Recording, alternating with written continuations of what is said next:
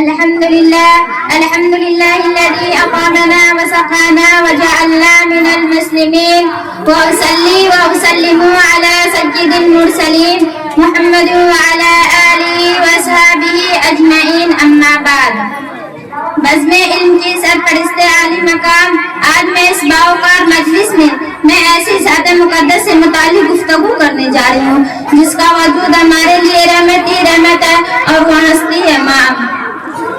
لفظ ماں سے بوئے وفا آتی ہے، لفظ ماں سے بوئے وفا آتی ہے جب بات کی شکل میں محبت کی صدا آتی ہے۔ ادھر دیکھو ماہی ماں کی پکار آتی ہے، ادھر دیکھو ماہی ماں کی پکار آتی ہے، یہی وہ صدا ہے جو ہر صبا پہ آتی ہے۔ میرے سر پہ علم کے ساتھیوں، ماں وہ ذات ہے جو اپنے بچے کو اپنے خونے جگر کھلا پلا کر بچوں کو بڑا کرتی ہے۔ ماں وہ ذات ہے جو اپنے بچوں کو اپنے سینے کا دودھ پلا کر بچوں کو زندگی کا تحفہ بخشتی ہے۔ اسی لیے ماں کے سینے میں اپنے بچے کی تئی محبت و پیار کی انتہائی ہوتی ہے۔ ماں اگر بچے کو سختی کرے تو ان کی سختی میں نرمی کا باغپن ہوتا ہے۔ ماں بچے کی بیماری میں اپنی بیماری بھول جاتی ہے، ماں بچے کی بھوک میں اپنی بھوک بھول جاتی ہے، ماں بچے کی پیاس میں اپنی پیاس بھول جاتی ہے۔ ماں اگر بچے کے چہرے پر غمی کی آثار دیکھے تو وہ تڑپ جاتی ہے، ماں اگر بچے کو خوش دیکھے تو وہ مسکرانے لگتی ہے اور ان کے روئے سے خوشی سے لگنے لگتی ہے۔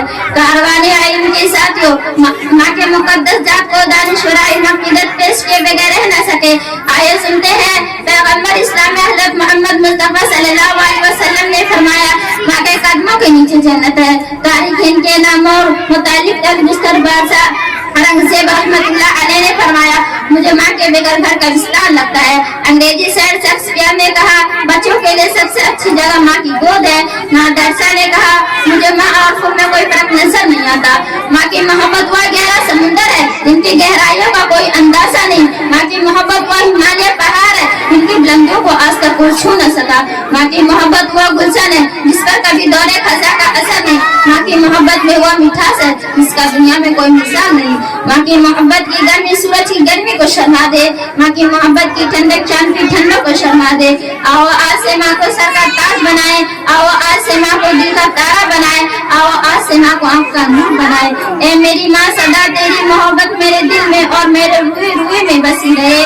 ماں کی ممتا کبھی آنکھوں سے جھلکتی ہے، ماں کی ممتا کبھی آنکھوں سے جھلکتی ہے، کبھی دعاؤں میں مچلتی ہے۔ درد بن کر کبھی آہوں سے ٹپکتی ہے، درد بن کر کبھی آہوں سے ٹپکتی ہے، سہارا بن کر کبھی آسماؤں سے اترتی ہے۔ اپنی تقریر کو انہی کلمات پر ختم کرتے ہوں۔ السلام علیکم ورحمۃ اللہ۔